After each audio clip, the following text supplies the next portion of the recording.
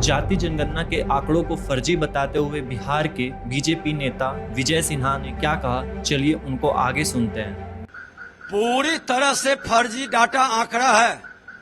मैंने चुनौती दिया उनकी बैठक में कि आपका कौन सा मैकेनिज्म है जो परिवार अपने घर से, अपने जिले से बाहर थे, राज्य से बाहर थे, देश से बाहर थे, आप कैसे उनका गणना किया।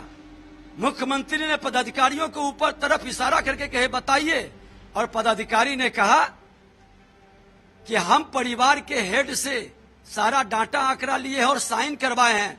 हमने कहा कि परिवार का हेड मैं है, हम या हमारी पत्नी, हमारे बच्चे, परिवार के मेरे किसी सदस्य आपका साइन है तो आप हमको उपलब्ध कराइए। कोई साइन नहीं दिखाया गया है।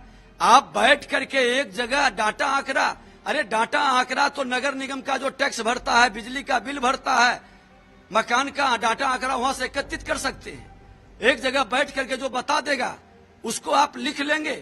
कई लोग ऐसे छूटे हुए हैं, आज कई लोग इसका चर्चा कर रहे हैं। क्या लगता है, हमने तो कहा था कि आप सार्वजनिक करिए, आप पब्लिक डोमेन में डालिए, गलती होगा सुधार के लिए लोग आपत्ति करेगा, आपत्ति को सुधार करके तब डाटा आंकड़ा आप जारी करिए, फाइनल डाटा आंकड़ा। अब सर्वे, आर्थिक सर्वे किए हैं, आर्थिक सर्वे में गलत डाटा आंकड़ा भर देगा, कई गरीब गरीबी रेखा से बाहर चला जाएगा, वो सरकार की योजनाओं से वंचित हो जाएगा। पहले भी इनके गलत, जो कई इनके लोग डाटा आंकड़ा संग्रहित करने वाले हैं और इंदिरा आवास देते थे, अब प्रधानमंत्री आवास, कई बेचारा गरीबी रेखा से बाहर हो गया, वो वंचित रह गया। ये क्यों डाटा आंकड़ा सार्वजनिक नहीं कर रहे और क्यों नहीं दावा आपत्ति के लिए डेट तय कर रहे हैं।